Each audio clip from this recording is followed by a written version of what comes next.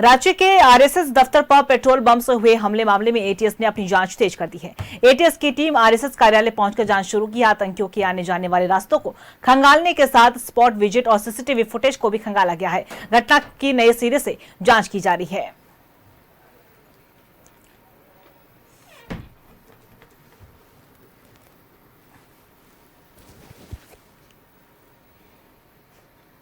नहीं, देखिए उसमें वो एक महत्वपूर्ण कांड था, तो महानिदेशक सब पुलिस महानिरीक्षक के निर्देशानुसार उस केस को हम लोग एटीएस को ट्रांसफ़र किए हैं और कांड अभी अनुसंधान में प्रगत है और जो भी उसमें फर्दर लिंकेजेस हैं उस पर वर्क किया गया। नहीं, देखिए उसमें वो एक महत्वपूर्ण कांड था।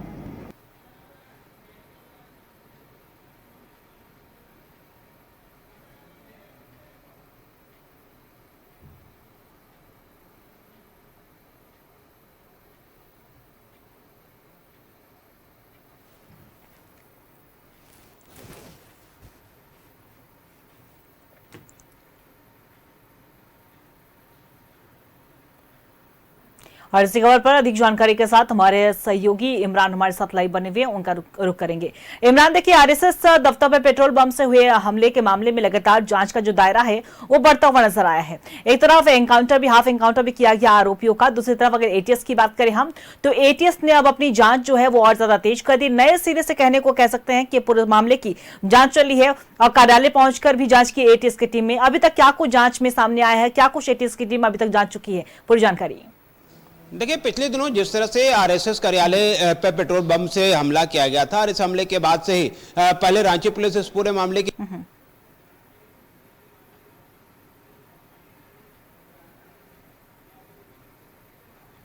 रांची पुलिस ने ही इस पूरे मामले की जांच की जिम्मेदारी जो है एटीएस को सौंपने का आग्रह किया था पुलिस मुख्यालय से, जिसके बाद पुलिस मुख्यालय की तरफ से जो है आग्रह को कबूल किया गया और इस पूरे मामले पर जो है कार्रवाई करते हुए जो है एटीएस की टीम ने अब जो केस टेक ओवर करने के बाद जो है वो जांच शुरू कर दी है। और जिस तरह से इस जांच के दायरे को शुरू किया गया है, ठीक एटीएस उसी स्थान पर पहुंची जहां पर 3 युवकों के द्वारा पेट्रोल बम से फेंक करके हमला किया गया था, यानी कि आरएसएस दफ्तर पहुंची थी। और इस आरएसएस दफ्तर के आसपास लगे तमाम सीसीटीवी कैमरे, अब ऐसे कैमरे जिन सड़कों से युवकों का आना जाना, युवक जो है वो तमाम जगहों से जो है सीसीटीवी फुटेज जो है वो खंगाले गए। कई सीसीटीवी फुटेज को एटीएस की तरफ से खुद जो है वो जब्त किए गए हैं, ताकि आने वाले दिनों में जब कोर्ट पर इस पूरे मामले पर जो कार्रवाई के लिए की जाएगी और एविडेंस दिया जाएगा, तो इस पूरे मामले पर जो है कार्रवाई जो है एविडेंस के साथ एटीएस जो है वो सौंपेगी रिपोर्ट, और जिसमें आरोपियों को कड़ी सजा मिल सकती है। इन तमाम बिंदुओं को लेकर के एटीएस ने अपनी जांच शुरू की है। आने वाले दिनों में यह भी है कि एटीएस जो है तीनों आरोपियों को रिमांड पे लेगी और रिमांड पे लेकर के अलग अलग तरीके से पूछताछ भी इस पूरे मामले पे किया जाएगा, क्योंकि पूरे मामला जो है वो विदेशी हैंडलर से जुड़ा हुआ है। विदेश में बैठे व्यक्तियों ने युवकों को यह टास्क दिया था कि किस तरह से ये सभी जो है यहाँ पर आरएसएस कार्यालय पे हमला करेंगे और उसके बाद ट्रेन पकड़ करके लखनऊ और लखनऊ से भी कानपुर में जाकर के दूसरी घटना को अंजाम देना था। चूंकि अब एटीएस को इस पूरे मामले की जिम्मेदारी दी गई है, एनआईए ने भी इस पूरे मामले को लेकर के जांच की थी और जांच कर भी रही है, तो ऐसे में इस पूरे मामले में जब एटीएस ने अब कार्रवाई शुरू की है तो आने वाले दिनों में कई खुलासे हो सकते हैं, क्योंकि विदेश में वैसा जो हैंडलर है वो संदिग्ध आतंकी संगठन या संदिग्ध व्यक्तियों के संपर्क में यह तीनों युवक जो था वो मौजूद था। ऐसे में न सिर्फ आरएसएस दफ्तर कार्यालय बल्कि वैसे जगहों पर भी पुलिस की तरफ से कार्रवाई की जा रही है, जिसमें जो लोग इन तीनों युवकों के संपर्क में था, क्योंकि अमन जो कि विदेश जा चुका है, विदेश में ही बताया जा रहा है कि शहबाज के संपर्क में है। शहबाज वही व्यक्ति है जो कि लोगों को जो है वो हैंडल करता है और इस तरह के टास्क जो है वो दिए जाते हैं। जब आरएसएस दफ्तर पर हमला किया गया था, पेट्रोल बम फेंके गए थे, पहला बोतल विस्फोट नहीं करता है, उसकी जानकारी शहबाज को दी गई थी, तो शहबाज उस वक्त नाराज भी हुआ था क्योंकि वीडियो फुटेज उसको उपलब्ध कराया गया। तो उसके बाद दोबारा टास्क दिया गया और दोबारा फेंकने के निर्देश दिए गए, तब जाकर के फिर से दोनों युवक जो है सैफ और अमन दोनों आरएसएस दफ्तर पहुंचते हैं और बोतल फेंक करके विस्फोट विस्फोट करने की कोशिश करते हैं। अब इस तरह की तमाम जानकारी एटीएस के पास मौजूद है। रांची पुलिस ने तमाम अपनी सारी रिपोर्ट्स और सीसीटीवी फुटेज जो है वो एटीएस को सौंपा है। इसके बावजूद एटीएस अपने जांच को जो है वो नए सिरे से, नई तरीके से और अपने तरीके से पूरे मामले को आगे बढ़ा रही है। चूंकि सभी संदिग्ध संगठनों से जुड़े हुए हैं, संदिग्ध आतंकी के रूप में इस पूरे मामले को देखा जा रहा है और पहले भी एटीएस ने कई आतंकी या संदिग्ध आतंकियों को जो है वो गिरफ्तार कर चुका है। तो ऐसे में इस पूरी कार्रवाई को हम उसी नजरिए से देख रहे हैं जिस तरह से इस पूरे कांड का उद्भेदन रांची पुलिस ने किया है। आने वाले दिनों में एटीएस की तरफ से भी कार्रवाई की जाएगी और बड़ा खुलासा हो सकता है।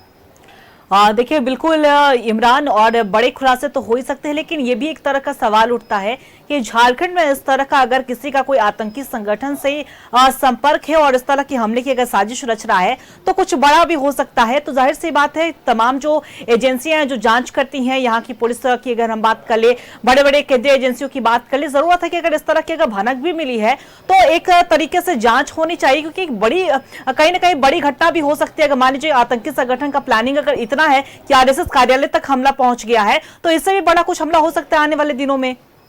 देखिए, झारखंड के इतिहास पे कई बार आपको याद होगा जब 2014 में गांधी मैदान में एक के बाद एक जब विस्फोट किया गया था और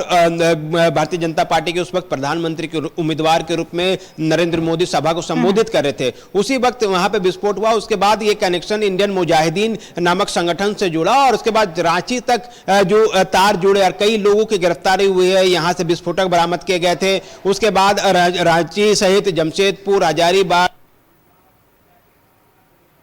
चान्हो, बेड़ो जैसे इलाके से जो है कई संदिग्ध लोगों की गिरफ्तारी हुई है। कई ऐसी गिरफ्तारियां थी जो स्लीपर सेल को लेकर के थी। तो ऐसे में लगातार इनपुट रख रही थी, सेंट्रल एजेंसी रख रही थी, स्टेट पुलिस भी इस पूरे मामले को लेकर नजर रखा जा रहा था। लेकिन इस पूरे मामले में एक ऐसे टास्क को अंजाम दिलाया गया है जो टास्क दे रहा है और जिसको टास्क मिल रहा है। ये दो ही व्यक्ति को मालूम था कि आने वाले दिनों में कब, कहां, किस तरह से घटना को अंजाम देना है। क्योंकि शहबाज विदेश में बैठा, सऊदी अरब, पाकिस्तान में बैठा, वो हैंडलर था जो अमन और सैफ को पूरी जानकारी जो है वो उपलब्ध कराया जा रहा था कि किस तरह से ये सभी जो है यहाँ पर पहले आरएसएस कार्यालय में हमला करेंगे और वहां से भी ट्रेन सेम डे में पकड़ करके या फिर अगले दिन सुबह में पकड़ करके जो है सभी कानपुर के लिए, लखनऊ के लिए रवाना होंगे और उसके बाद कानपुर में जाकर के फिर से इसी तरह का विस्फोट जो है वहां पर भी अंजाम दिया जाना था। जैसे ही एजेंसियों को इस पूरे मामले की जानकारी मिली कि एक विदेशी ताकत और विदेशी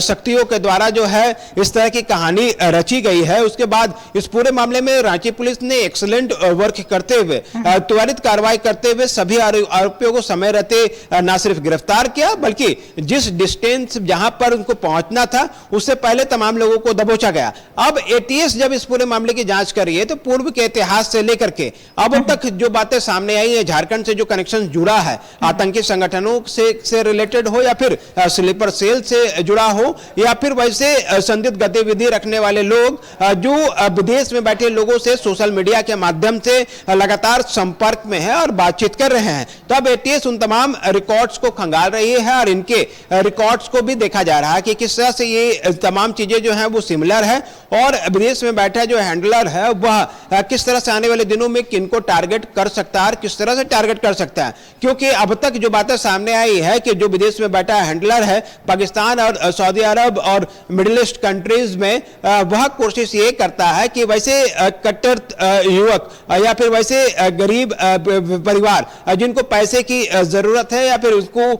पैसे के अभाव में वह कुछ भी करने को तैयार है, तो उन तमाम लोगों से संपर्क साधा जाता है और उसे एक से बढ़कर एक ऐसे टास्क दिया जाता है जिसमें घटनाक्रम आपको देखने में बड़ी छोटी सी लगेगी। पेट्रोल बम विस्फोट किया गया लेकिन हुआ कुछ नहीं है, लेकिन जिस जगह पर विस्फोट किया गया था वो इंपॉर्टेंट पार्ट था। इसी को लेकर के इनपुट्स अब जो है वो खंगालने की कोशिश की जा रही है। साथ ही साथ अब समीक्षा भी की जा रही है कि अन्य कई ऐसे धार्मिक स्थान हो या फिर वैसे सेंसिटिव प्लेस हो जिन जगहों पर इस तरह की घटनाएं हो सकती है, उनकी सुरक्षा किस तरह से हो, इनकी तमाम रिव्यू जो है वो रांची पुलिस और स्टेट पुलिस दोनों ही तरफ से की जा रही है। एटीएस अब इस पूरे मामले की जांच कर रही है, तो जिस तरह से यहाँ पूरी जांच शुरू की गई है, तो आने वाले दिनों में कई और खुलासे जो है इससे जुड़ा हुआ हो सकता है, क्योंकि कई न सिर्फ इस पूरी घटना में सिर्फ 3 युवकों को हम नहीं देख रहे हैं, हम वैसे लोगों को भी देख रहे हैं जिन युवकों ने, जिन हैंडलरों ने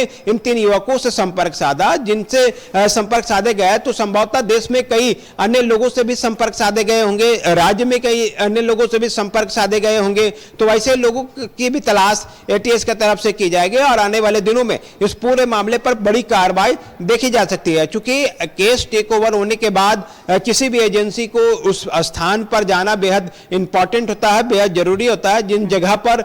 दुर्घटना हुई है। तो ऐसे में जिस जगह पर घटना हुई उन तमाम जगहों के न सिर्फ बिल्डिंग बल्कि खुद कार्यालय के सीसीटीवी फुटेज थे, उन तमाम सीसीटीवी फुटेज को, एविडेंस को कलेक्ट करते हुए सीज किया गया है, जब्त किए गए हैं और जब्त करने के बाद अब इस पूरे मामले पर अब एटीएस की कार्रवाई जो है वो अब शुरू हो चुकी है। आने वाले दिनों में 3 युवकों को रिमांड मिलेगी और हर एक बारीकी से पूछताछ के बाद जो खुलासे होनी है उन तमाम खुलासों को किया जाएगा। चलिए, बिल्कुल इमरान, और सभी को इसका इंतजार होगा कि आखिर क्या कुछ एटीएस की जांच में निकलकर सामने आते, क्या कुछ बड़े और खुलासे होते हैं और आने वाले समय में इस तरह की कोई घटना ना हो, इस पर भी लगातार नजर बनी रहेगी। फिलहाल इस खबर पे और भी ज्यादा जानकारी आप देते रहिएगा, हम आपसे अपडेट लेते रहेंगे। फिलहाल आप तमाम जानकारी साझा की, इसके लिए